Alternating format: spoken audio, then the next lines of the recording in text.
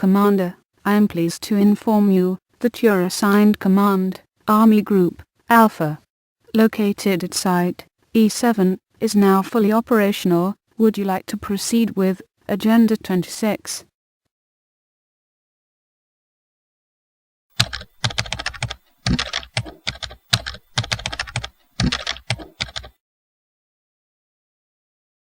Welcome, Commander. Proceeding with Agenda 26.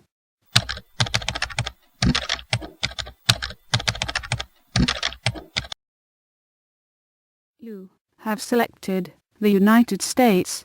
Now, what would be the best route for your forces to invade the East Coast and occupy the capital? Perhaps we could make our landings in Nova Scotia or Newfoundland. The advantage being, a Canadian beachhead would be the easiest or secure, and the least expected route by NATO forces. However, your modernized invasion force would still require a strong base of operations in areas such as Iceland or Greenland to prevent your forces from being surrounded and/or cut off from resupply.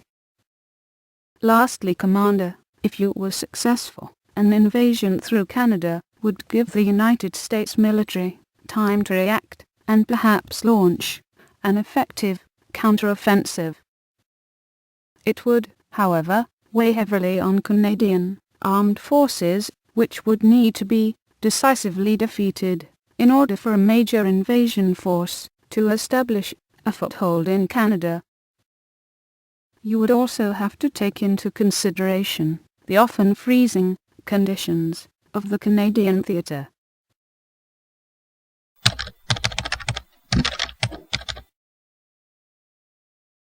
We will now look at the southeastern coast of the United States and the Gulf of Mexico.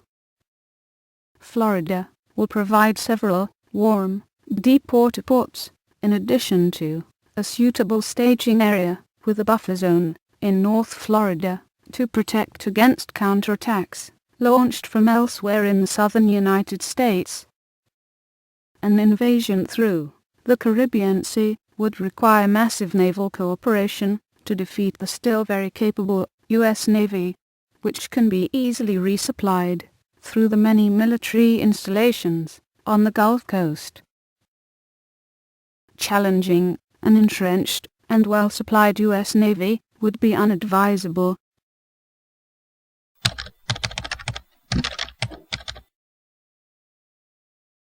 Commander, from my perspective, and given your current military capabilities, there is only one suitable invasion route to occupy the capital of the United States. The Chesapeake Bay is the only water route leading to the District of Columbia. This more direct route to the capital would seem the most logical choice. But we must first take into consideration that the Mid-Atlantic region around the capital is of course one of the country's most well-defended areas. To be successful, a quick landing in the Chesapeake Bay must surprise and confuse the Americans.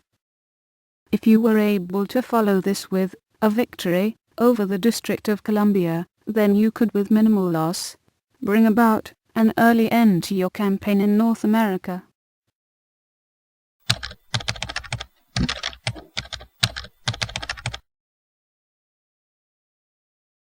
You have selected option C. Is this correct?